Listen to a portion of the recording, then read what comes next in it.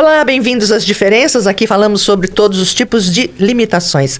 Antes de apresentar o nosso convidado, eu quero dar alguns recados. O primeiro é para você que ainda não está inscrito em nosso canal. Se inscreva no botão aqui embaixo e ative o sininho das notificações. Assim, todas as vezes que subir conteúdo novo, o YouTube te avisa. E claro, já deixa seu like, sua curtida para o YouTube entender que o nosso conteúdo é muito bom e entregar para mais pessoas. Bora lá então?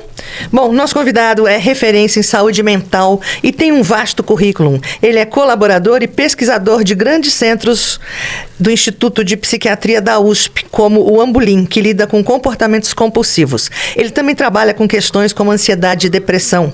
Nosso convidado é psicólogo, neuropsicólogo, professor de pós-graduação e terapias cognitivas. E é um dos pioneiros a trabalhar com neuromodulação no Brasil, no Instituto de Psiquiatria da USP. Estamos falando de Adam Jardim. Olá, bem-vindo, doutor. Olá, muito obrigado pelo convite. Fico muito feliz de estar aqui com vocês. O prazer é nosso. O que é neuromodulação? Neuromodulação, de uma forma simples, é tudo aquilo que tem o potencial de atuar no cérebro. E dentre das neuromodulações, hoje vamos falar daquelas que são as não invasivas, aquelas que não existe algum tipo de introdução, corte ou cisão no corpo para atuar, que é a neuromodulação não invasiva. Então seria esse aqui. Vocês se utilizam desse... É um equipamento? Como é que chama isso? A neuromodulação, ela tem um aparelho que é o neuromodulador, que ele emite ondas, né? Emite pulsos, digamos, elétricos ou magnéticos, de acordo com a neuromodulação que você está trabalhando. E aqui é apenas um modelo representativo. Isso aqui é uma touca que tem pontos localizados de uma forma geral, onde a gente pega fios, conecta-se nas esponjas, umedece essas esponjas e o pulso emitido pelo neuromodulador vai atingir áreas cerebrais específicas. Vamos mostrar a esponja, como que é? Ela é bem simples, é uma esponja, como qualquer outra. Tem que umedecer. A gente umedece em soro fisiológico. Então tem um fio que conecta a uma caixinha. Sim, é como se tivesse exatamente isso. A água não pode umedecer não? Tem que ser em soro fisiológico?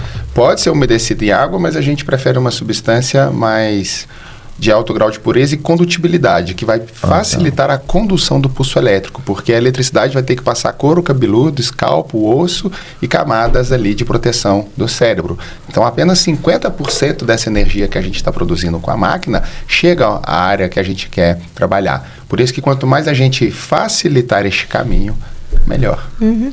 A neuromodulação melhora a performance cognitiva como atenção, foco e resolução de problemas, é isso? A neuromodulação é muito ampla. Existe sim uma das áreas que é justamente a área de aprimoramento cognitivo. Tá? Quando o cérebro está adoecido, a gente tem o poder ali de tratar.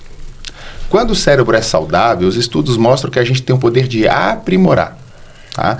E aí, como se fosse perdoe a palavra, mas como se fosse uma ginástica, uma musculação cerebral, né, onde você está fortalecendo conexões, mas vai muito mais que isso, porque quando estamos estimulando, por exemplo, essas funções executivas, como atenção, memória, impulsividade, esses sintomas, a gente está usufruindo mais da capacidade do córtex pré-frontal, tá?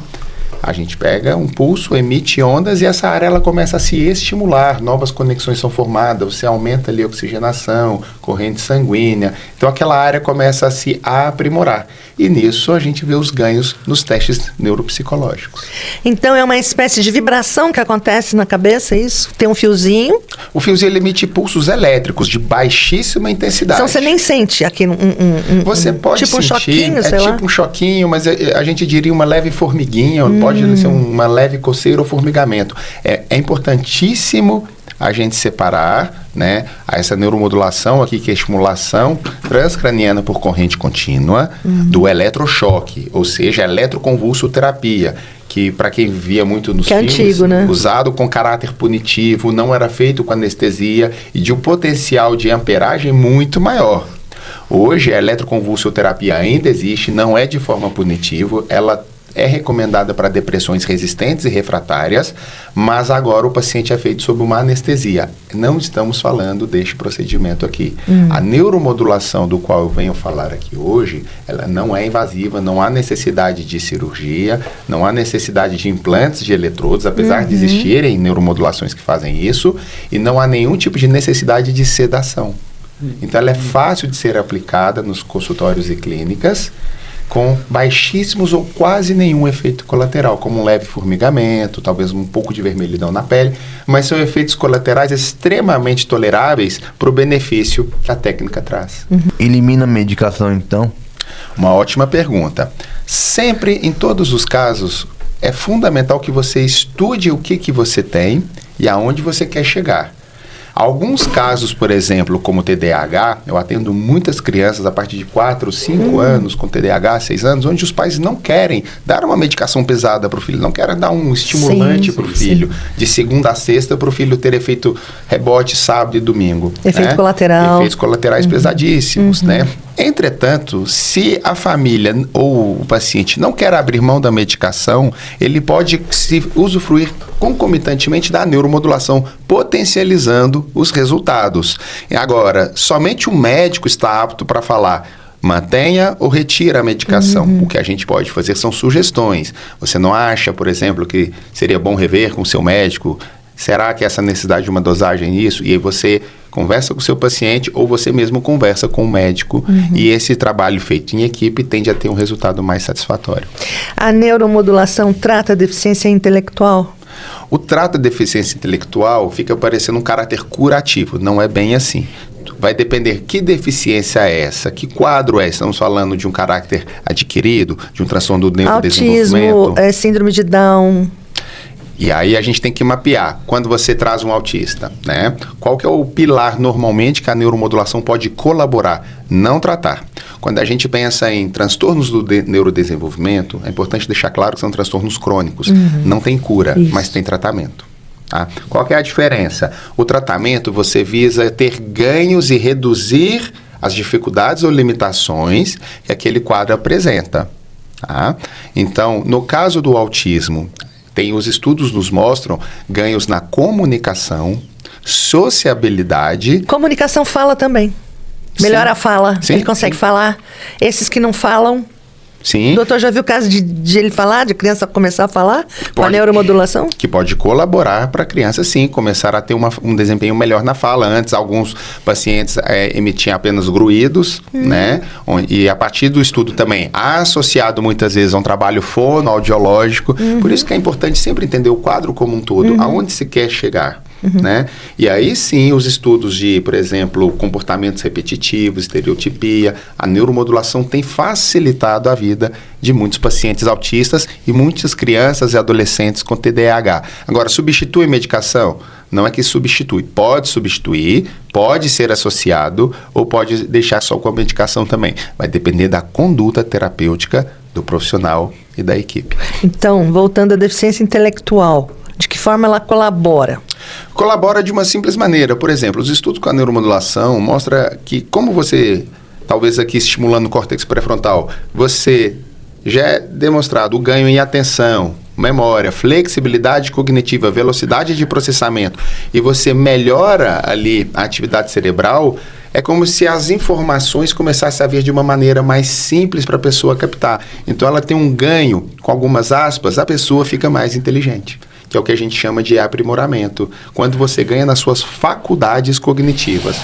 Por exemplo, há alguma contraindicação para o uso da neuromodulação? Uma excelente pergunta. Quando a gente pensa nessa neuromodulação que estamos falando aqui, é sempre importante avaliar, mas antigamente as pesquisas já vetavam, até por uma questão de comodidade, marca-passo, né, algumas outras do tipo. Mas o que a gente tem que evitar? Implantes metálicos, clipes metálicos no cérebro, placas metálicas, tudo que tem metal ferroso, porque vamos fazer uma condução elétrica no cérebro. Miliamperagem, uma miliamperagem. Praticamente o paciente, seu filho, seu cunhado, sua irmã nem vai sentir. Mas ela não pode ter metais implantes ali no cérebro. Uma outra contraindicação é se na área estimulada a pessoa teve ou já tem algum tipo de tumor, talvez seja importante rever o protocolo, porque a gente vai estimular aquela área. Pode ser que o tumor se beneficie e acabe gerando um crescimento maior. No caso de câncer? No caso de câncer cerebral. Mas eu tenho 20 anos, 19 anos que eu trabalho com neuromodulação, somente 2 casos até hoje, milhares que eu atendi, chegaram com câncer cerebral. O paciente já estava operado, então a gente teve uma conversa com o neurocirurgião e a área da cirurgia não era a próxima área de estimulação. Então o neurocirurgião acabou. Já o outro paciente, ele estava com tumor um pouco mais cortical, próximo da região que a gente precisaria, e somente um caso até hoje que a gente não atendeu. Fora isso, a aceitação e as contraindicações são baixíssimas. Quando surgiu a neuromodulação? Os estudos com eletricidade no cérebro datam a 500 anos antes de Cristo, onde alguns estudos mostram, alguns dados mostram que utilizavam em guias elétricas no tratamento de cefaleias, de dores de cabeça. Então, que a eletricidade está correlacionada ao cérebro é uma técnica milenar. Tá?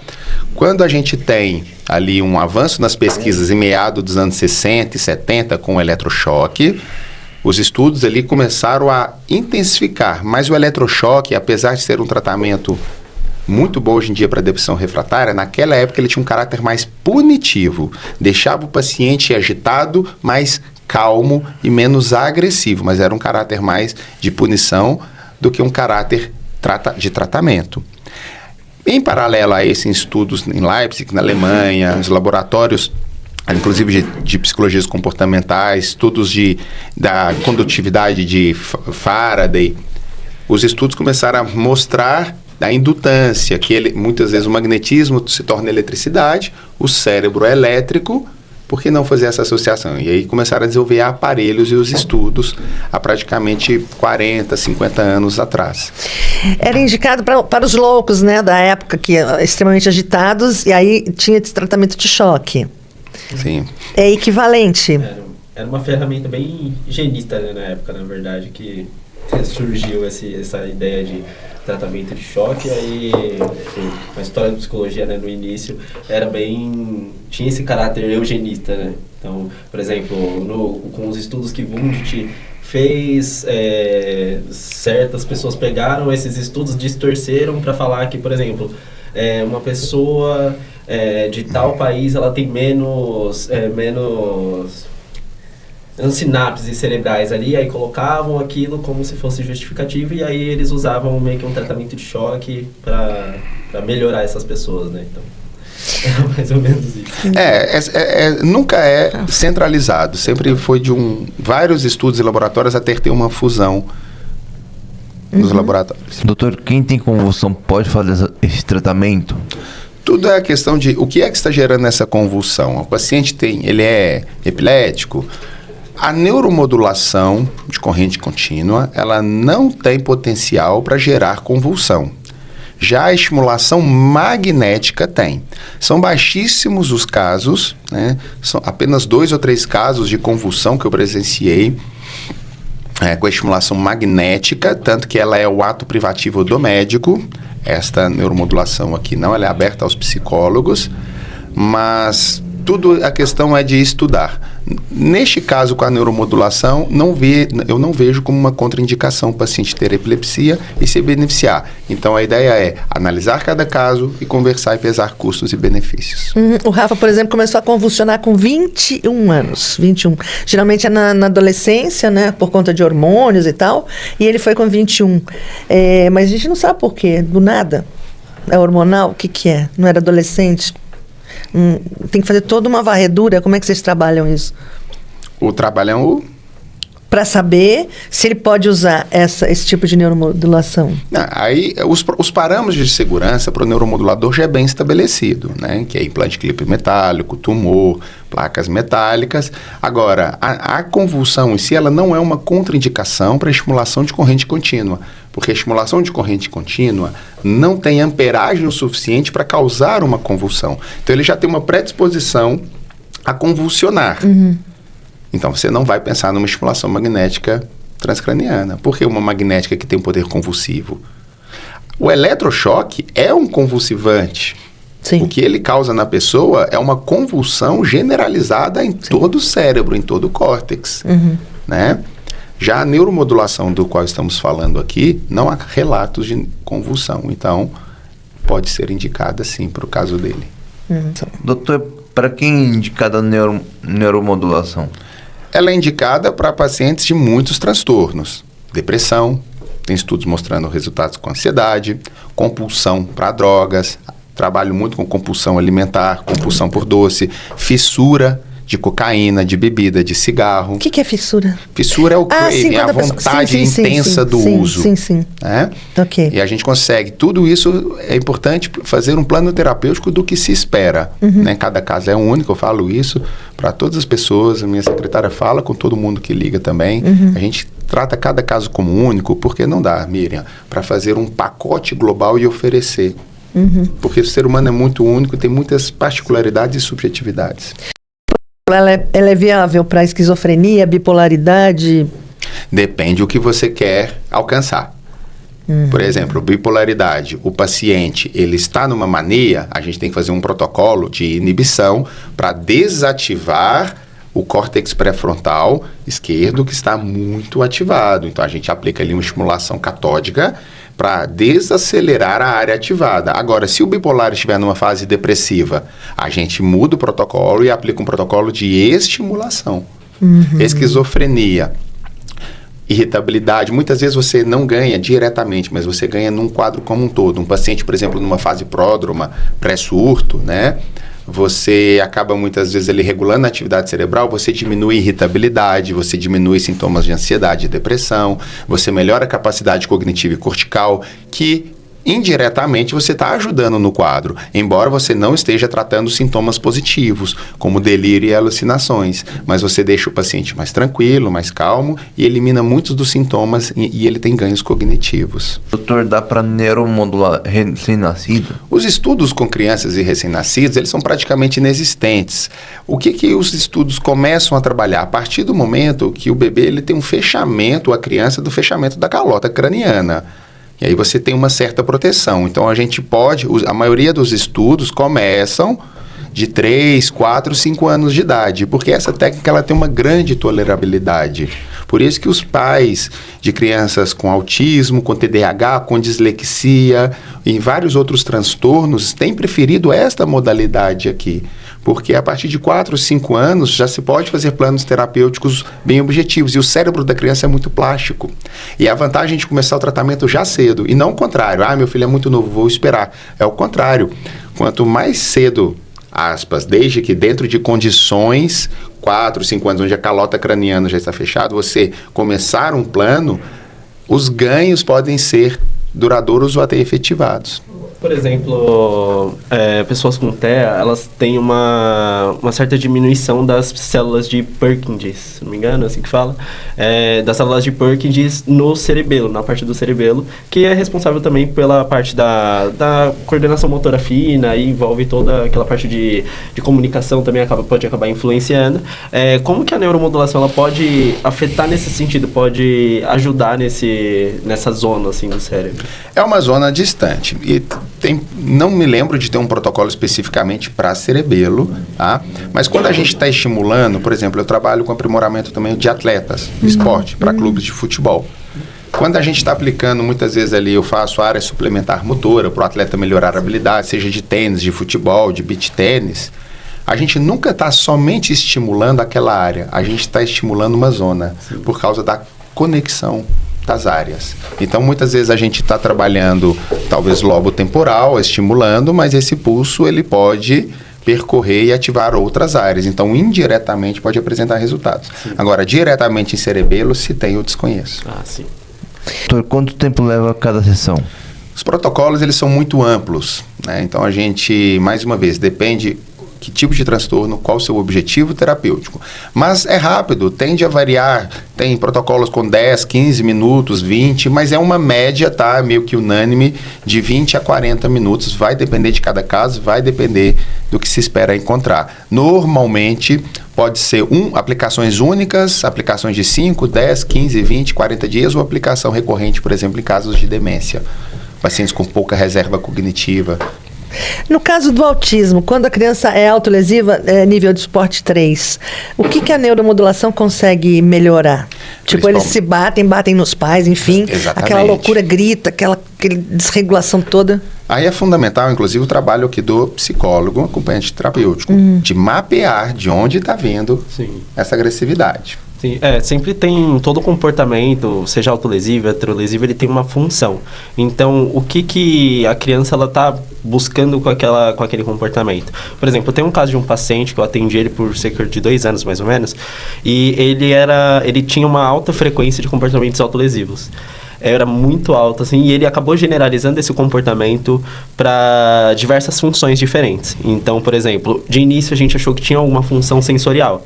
Então, por ele ter algumas questões com otite, rinite, sinusite, ele acabava estapeando o rosto dele muitas vezes. É porque nunca sabe por quê, né? O motivo daquela desregulação. Exato. Aí depois de identificado, daí a importância do trabalho integrado. Muitos pacientes chegam para mim, ele já tem um psicólogo, já tem um neuropsicólogo, já tem um psiquiatra ou um neurologista acompanhando e algumas vezes até mesmo pedagogo, psicopedagogo ou pediatra.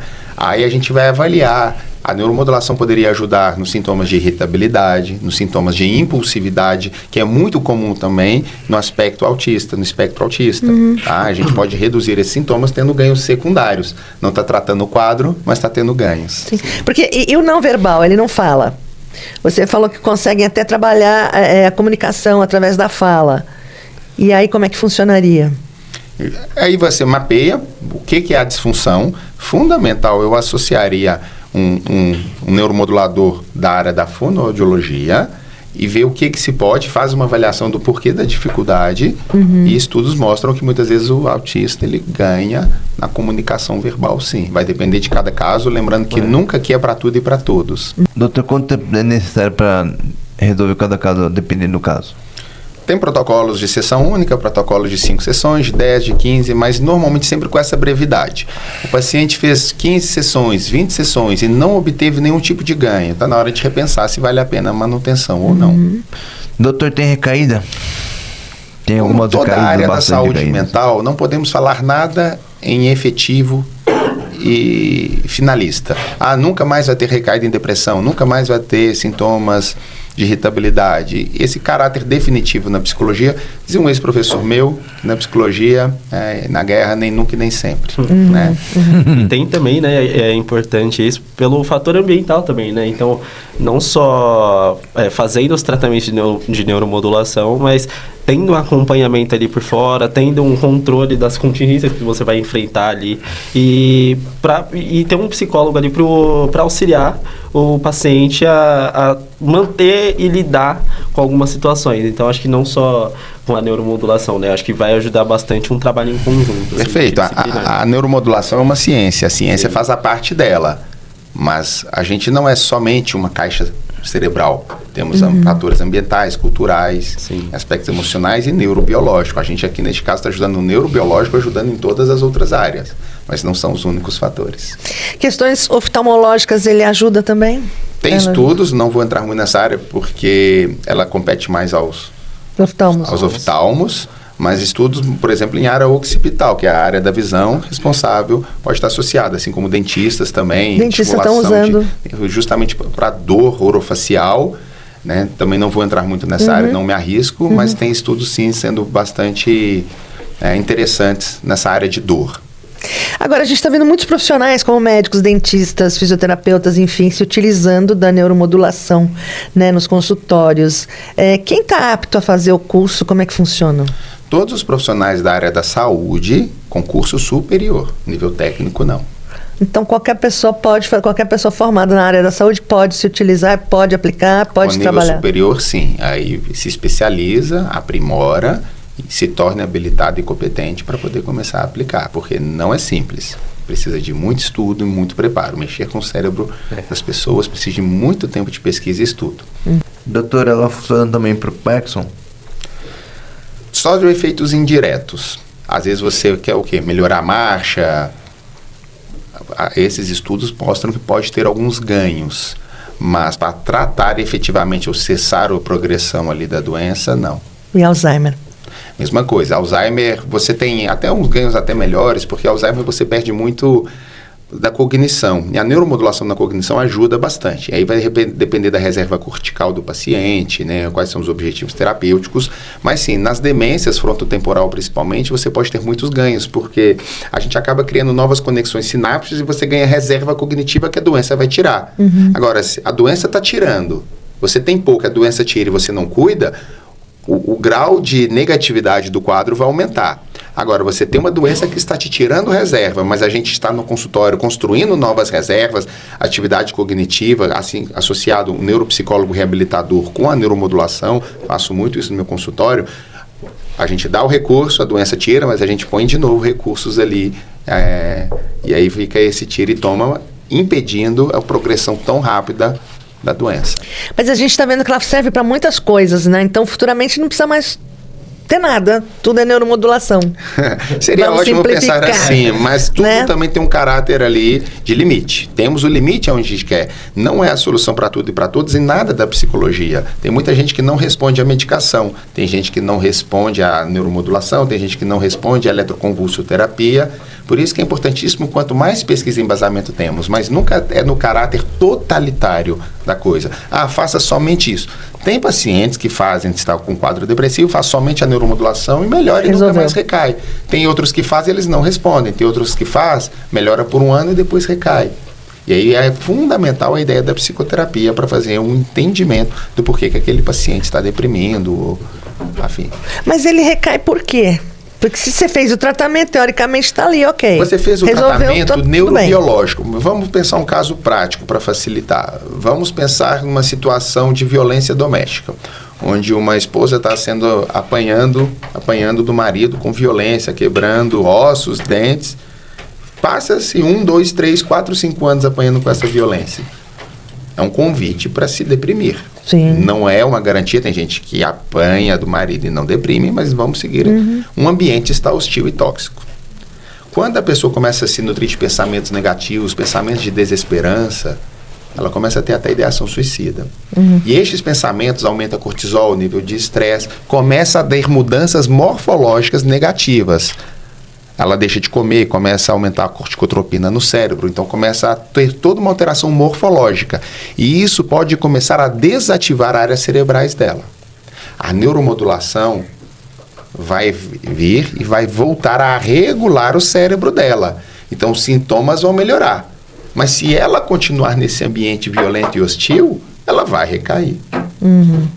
Por isso que precisa sempre de um trabalho. Algumas vezes lá no IPQ a gente trabalhava muito também junto com a assistência social, que tinha que dar, por exemplo, quando eu fiz parte do Ambulim, muitos pacientes eram carentes ali de necessidades básicas, pacientes com anorexia, pacientes cadeirantes que moravam no segundo andar do puxadinho, né? Como que aquela pessoa... E a mãe falava, se você engordar, eu não consigo te levar para casa. E a paciente tinha anorexia. Era um incentivo a ela comer ainda menos. Que loucura. É porque com a neuromodulação, você pensa assim, agora, você não precisa de psicólogo. Por quê? Por exemplo, todas as doenças são, 90%, tudo é por conta de emocional. Né? Até o câncer, você tem mágoa tal, e você pode causar um câncer, enfim.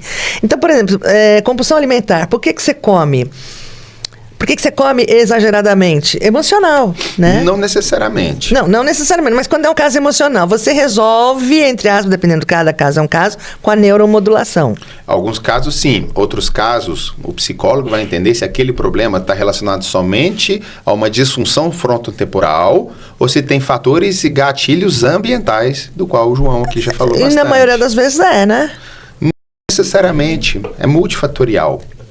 Por exemplo, já aproveitando, né, o gancho que fala sobre recaída, a gente sabe que, por exemplo, há muitas recaídas em pessoas que fazem uso de drogas, né? Então, sim. Pessoas adictas. Álcool também. A pessoa ela pode ficar meses ali sem fazer o uso, só que ela pode ter uma recaída e é uma chance bem alta, né?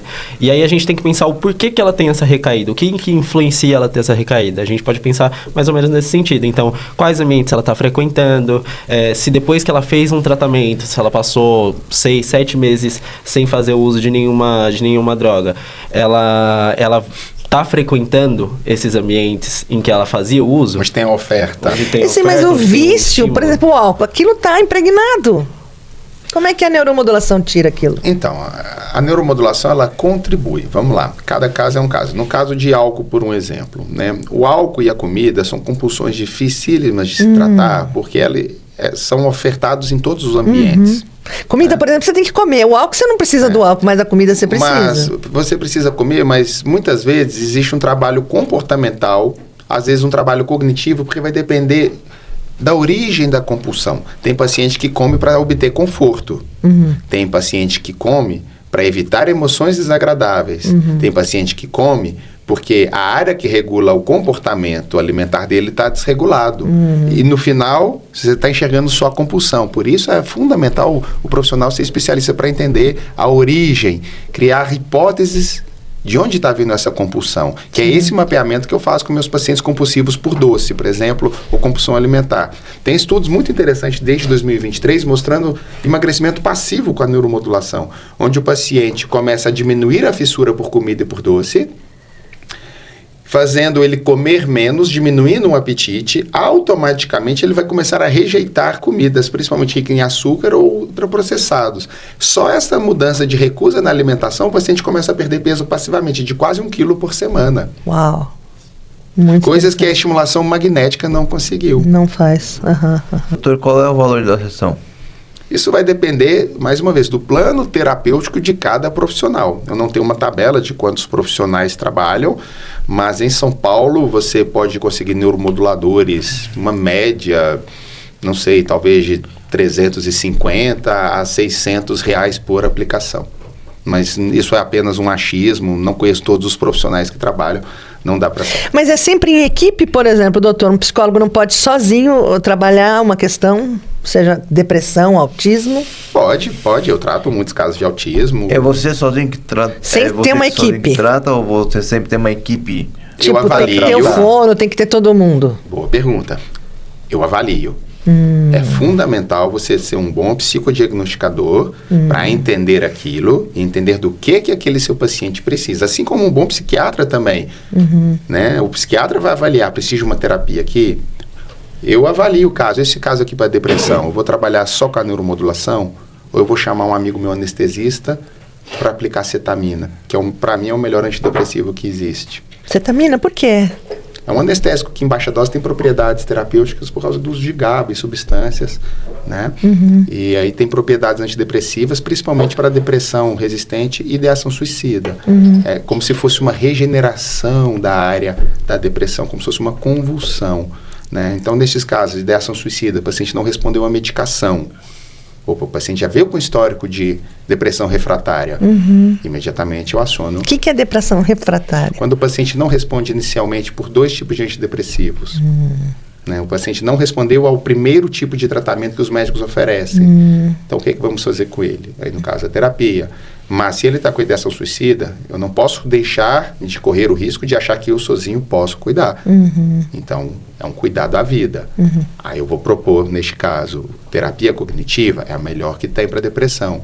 Vou propor minha neuromodulação, vou propor também a infusão de cetamina, eu vou fazer um estudo e aí a gente aciona os profissionais, porque eu não vendo um tratamento.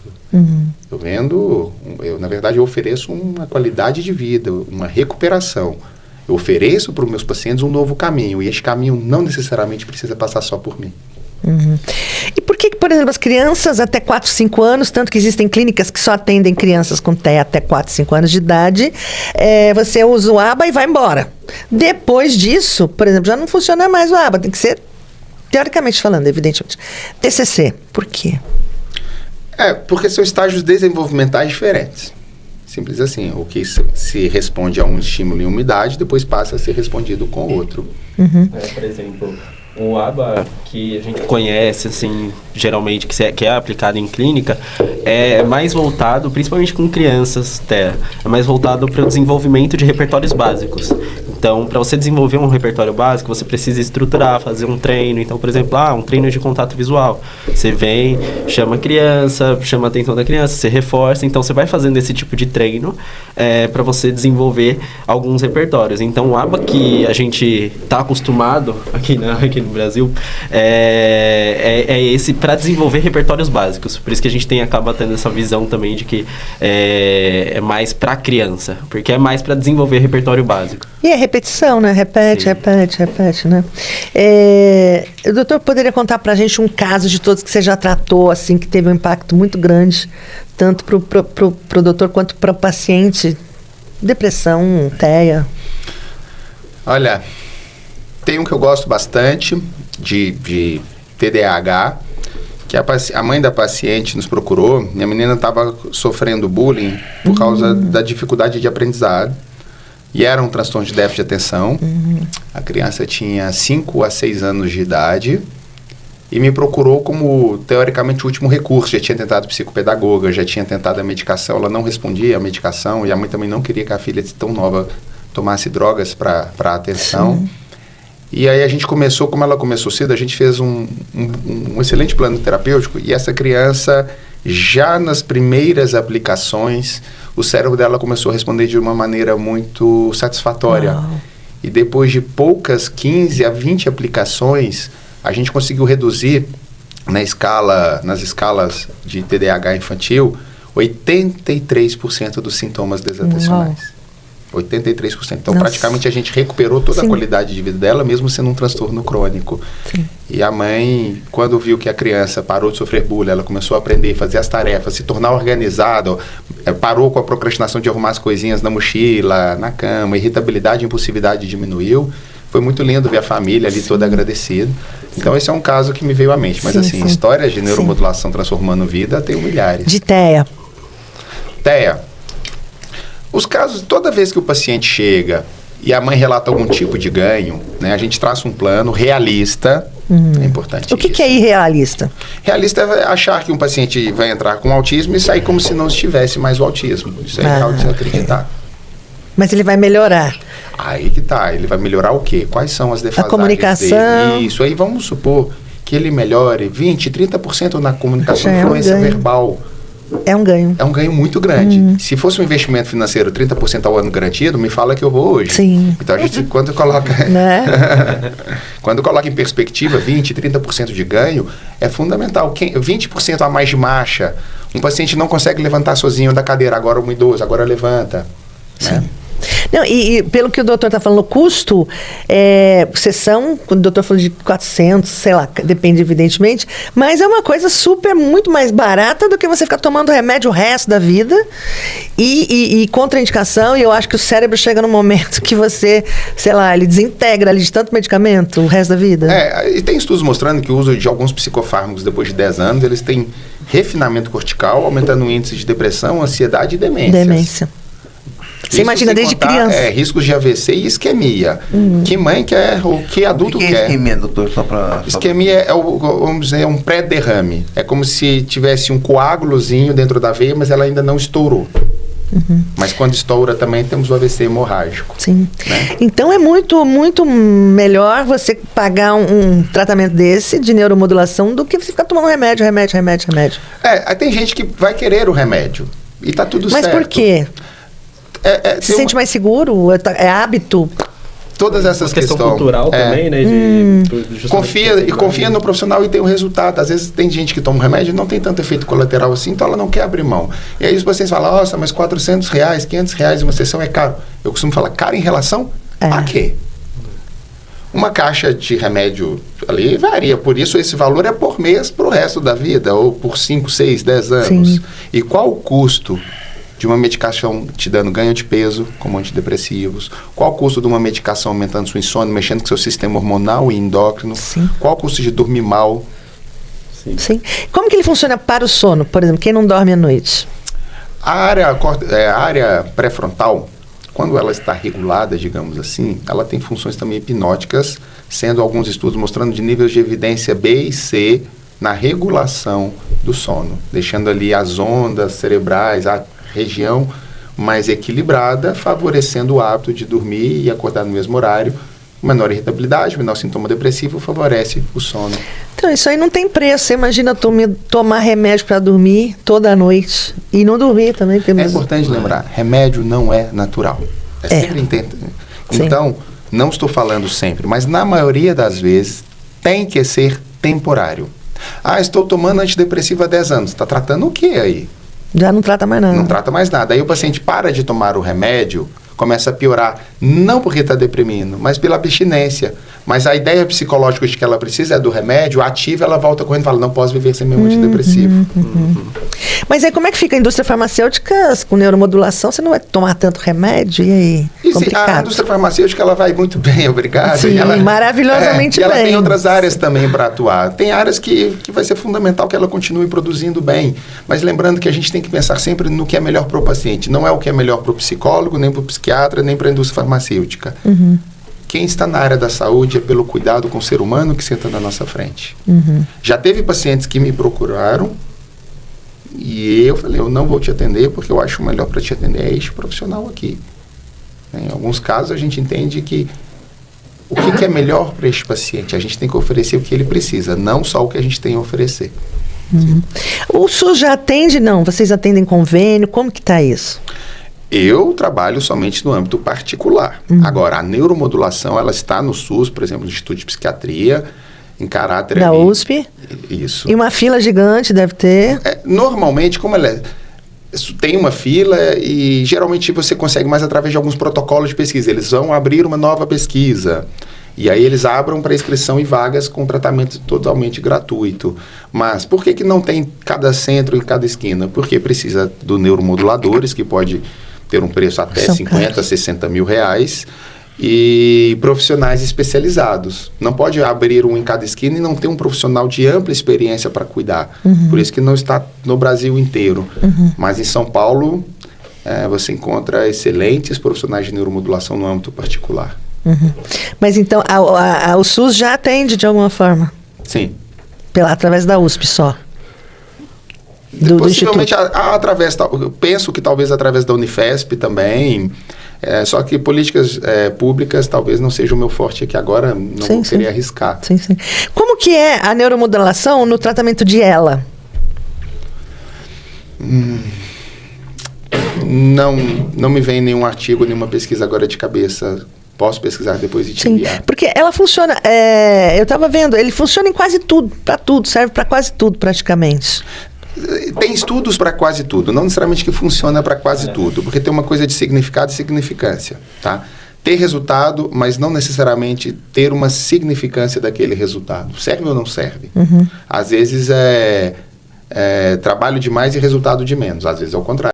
Ou o trabalho e o resultado é muito grande. Então, no caso de ela, não saberia te dizer, mas em casos de demências de uma forma geral, no caso a esclerose, aí a gente pode ter ganhos sempre secundários. Isso definitivamente temos. Agora, se ela tem estudos progredindo, impedindo ou não a progressão da esclerose, eu não saberia te falar agora de cabeça. Esclerose múltipla e tal, né? Agora, doutor, uma vez feita a neuromodulação, se a pessoa não tiver estímulo pós-tratamento, não sei se é isso, é possível manter aquelas sinapses que foram alteradas pela neuromodulação? É possível, mas não é recomendado. É bom que você enriqueça, e aí agora eu passo a palavra do João também, do ambiente, né? Então, por exemplo, acho que o ambiente, na análise de comportamento, né, na linha que eu sigo, que é no behaviorismo radical ali, o ambiente ele é parte de tudo. Então, é tudo, na verdade, né, pra gente. O ambiente é tudo. Então, a gente compõe o ambiente e tudo que a gente faz nesse ambiente vai voltar pra gente de alguma forma. Então, por exemplo, se eu tô conversando aqui com você, eu só tô conversando com você porque eu tô sendo reforçado obtendo a sua atenção. Então, acho que no geral isso eu dei uma escapada aqui na pergunta. É o TDAH. De manter os sintomas. Você tem essa... É importantíssimo que o terapeuta, no caso o neuromodulador, trace um plano onde o paciente vai chegar e o que fazer após isso. Tanto que todo paciente meu sai do meu consultório com um plano de manutenção. Como que é isso? Ele tem que voltar a cada tempo para dar mais uma... Pode voltar a cada tempo, ou a gente vai falar agora você vai se envolver em determinadas atividades cognitivas, atividades comportamentais, exercícios físicos, dieta. No caso, Isso se mantém, exercício físico, dieta, né? isso é fundamental, digamos que para todas as doenças. Sim, para tudo. Né? Mas, por exemplo, um paciente que eu trabalho muito com emagrecimento. Sim. Paciente com obesidade. Eu não vou só tratar a compulsão dele para ele perder peso. Eu vou dar instruções e acompanhamentos para quando você sentir, por exemplo, que as emoções estão desconfortáveis e você está querendo usar a comida como um ganho emocional, como um regulador do humor, e sozinho o que você aprendeu não é o suficiente, volta. Vamos fazer um reforço. Isso é a manutenção, de entender por que as ferramentas aprendidas naquele contexto estão falhando, não estão funcionando mais. Aí a gente trabalha aquela questão, o paciente se dota de novas habilidades e aí, de novo, ele vai para a vida. Que o importante é sempre deixar o paciente em sua autonomia. Agora, se ele vai voltar de 3 meses, 6 meses, 2 anos, isso vai depender de cada caso. E é fundamental, a gente está falando aqui que exercício é para a vida inteira, mas, por exemplo, uma pessoa com obesidade, ela não consegue fazer exercício, né? Ela não vai conseguir. Consegue, desde que com orientação Não, adequada. obesidade mórbida, sei lá, uma coisa assim, você não vai conseguir fazer exercício. Sério? O exercício adaptado. Mas você não tem força, você não tem ânimo, você não tem... E daí, é exatamente aí que é o desafio. Exatamente aí. Que tipo de exercício a gente pode começar a fazer? Vai ser um exercício hidroginástica? Vai ser um exercício apenas braçal? O monociclo de mão? Onde o paciente vai começar a queimar queimar energia? Tem que adaptar, a gente não pode abandonar. Temos que tentar, mesmo que ele seja obeso mórbido, sempre há alternativas para melhorar a qualidade de vida dele. Interessante. Até mesmo para se pensar em cirurgia, a gente precisa do A paciente... bariátrica. Bariátrica, a gente precisa o balão gástrico, a gente precisa muitas vezes fazer o paciente perder peso primeiro, Sim, melhorar um pouco exato. a condição, senão ele morre na mesa de cirurgia. Exato. E o doutor trabalha tudo isso? A sua especialidade é emagrecimento, é Eu sou TEA ou é o especialista quê? em transtornos alimentares também. Tá. Né? Foi uma das minhas primeiras formação, pós-graduação, e o transtorno alimentar é muito complexo, compulsão alimentar, bulimia, anorexia, e dentre eles o emagrecimento. Só que eu não emagreço só com neuromodulador, eu emagreço a mente do meu paciente também. Tá? Como? Técnicas de terapia cognitiva, mudando TCC. crenças e pensamentos da maneira do paciente se relacionar com a comida e ter recursos, por exemplo, para não se acabar em compulsão. Vê uma dor emocional, o paciente não tem ferramentas para segurar. Qual que é a maneira simples de distrair, de se obter prazer? Uma das, comendo. Que tipo de alimento gera mais prazer para o nosso cérebro? Rico em açúcares e gorduras. Sim. E tem a questão também, né, como você estava falando do ambiente, de você obter novos reforçadores, né? Então, você não buscar reforçadores só apenas na comida, né? Então, você tentando generalizar os reforçadores que você tem, acho que pode ser influente também nessa parte de emagrecimento e tudo, porque quando você tiver um baque emocional, você tem outras alternativas a recorrer além da comida, além do doce, por exemplo. É isso, doutor? Também. Também. Normalmente, qual é o prazo para compulsão alimentar que o doutor costuma... Passar para todo os pacientes. É claro que cada caso é um caso, a gente sabe. Mas transtorno alimentar, de uma forma geral, eles são mais difíceis do que a maioria dos outros transtornos. Demora mais, já que demora mais. Tende a demorar mais. Se a gente pensa na terapia cognitiva, que independente do caso, se for um bom terapeuta, depressão, pânico, você consegue tratar, claro, de uma forma geral, em até 12 sessões, 3 meses de tratamento. Eu falo aos meus pacientes, quando é transtorno alimentar, vai depender também do tempo de doença. Um transtorno alimentar que começou mês passado é muito mais simples de tratado que um transtorno alimentar crônico de 30 anos. Tudo é fator. Por exemplo, início tardio, o prognóstico é pior do que início... E quando é pós-traumático? Piora ou é a mesma coisa? O transtorno do estresse pós-traumático? Ou a compulsão vinha após o trauma? A compulsão por conta do estresse pós-traumático. Então, quando a gente pensa no estresse pós-traumático, já se passaram 30 dias do fato. Mas ainda assim, transtorno alimentar, 30 dias, 2 meses, 6 meses, ou até um ano, não é algo que ainda está cronificado. Ah, ok. Tá? E aí a gente tem um melhor prognóstico. Ok. Voltando ao tabagismo, como é que você consegue trabalhar o tabagismo? Como a gente consegue trabalhar a impulsividade e o consumo, o cérebro do paciente funcionando melhor, ele ganha autocontrole. O que é o autocontrole? É importantíssimo falar disso. O autocontrole não significa não ter mais vontade, mas significa ter autonomia de decidir e falar não. Exato. Por exemplo, o paciente com bebida alcoólica, ele tem a cerveja e ele se perde, não quero mais beber. Ele pisca, está lá bebendo novamente, tá? Eu costumo falar aos meus pacientes, eu não vou tirar de você a vontade de beber. Mas o paciente vai conseguir chegar, pegar a bebida e falar, não, eu decidi, mesmo com vontade, é não. E manter essa decisão. Isso que é o mais bonito quando eu trabalho com compulsão. Sustentar a sua decisão. Eu já estou alimentado, coloco o prato, encerro o ciclo de se alimentar, mesmo estando com vontade. O compulsivo e o impulsivo não tem mais esse autocontrole, ele está muito debilitado. Não quero mais. Passa 5 minutos, a pessoa se levanta, está abrindo a geladeira só mais um pouquinho, e vai beliscando, e vai beliscando. Perdeu a autonomia do controle. Sim. É isso que a gente devolve. Perdeu o autocontrole total, é terrível isso. É terrível. Ok. Isso para todos os tipos de vício, tabagismo, droga, comida, bebida, tudo, jogos. Jogos que tá. compulsão, justamente por causa da circuitaria do impulso e do córtex. Né? É tudo o córtex, praticamente. A maioria das funções, porque é onde estão as funções superiores, né? As faculdades cognitivas, atenção, memória, atenção de formação. Doutor, deixa-me te falar alguma coisa importante.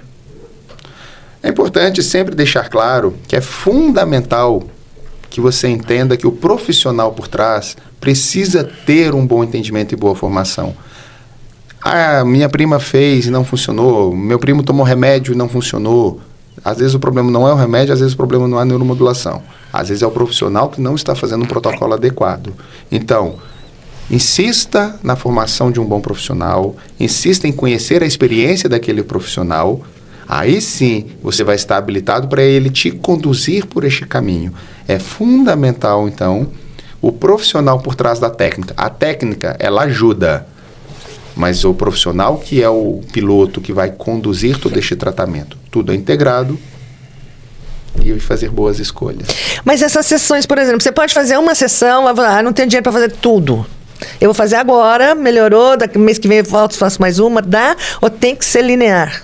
Depende do protocolo que a gente faz, mas assim, existe protocolos de sessão única, mas vamos pensar num caso de depressão, uma média de 15 a 20 sessões. O paciente fala, eu não tenho dinheiro.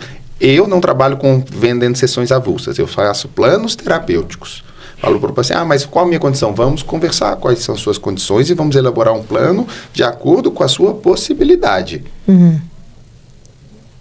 Mas... Okay. Não, tipo assim, se você fizer uma sessão, você perde se você não for uma coisa linear?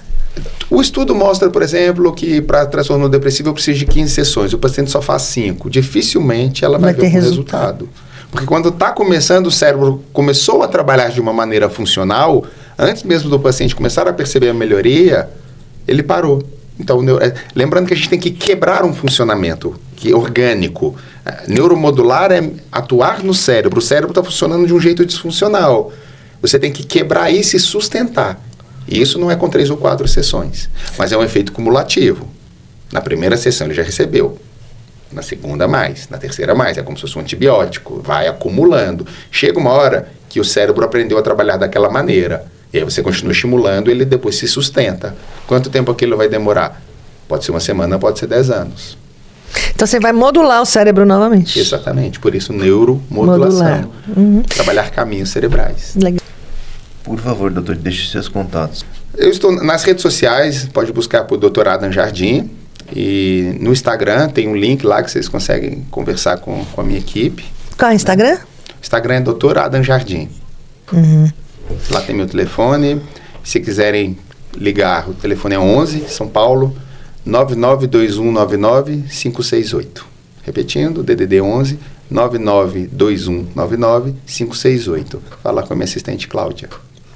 Ok, e para você que ficou com a gente até o final, não esquece de deixar o seu comentário. Queremos saber a sua opinião, o que você está achando do conteúdo das entrevistas, enfim. Se você ainda não se inscreveu, se inscreve e ativa o sininho. Não esquece de clicar no quadro Café com Rafa, dentro do Papo Inclusivo e Instagram. Lá tem entrevista com personalidades que abraçam as nossas causas. Vai lá. Nos vemos nas próximas entrevistas. Rafael. Tchau, tchau. Valeu, pessoal. Valeu, pessoal. Valeu, pessoal. Tchau, tchau. Valeu, pessoal. Tchau, tchau.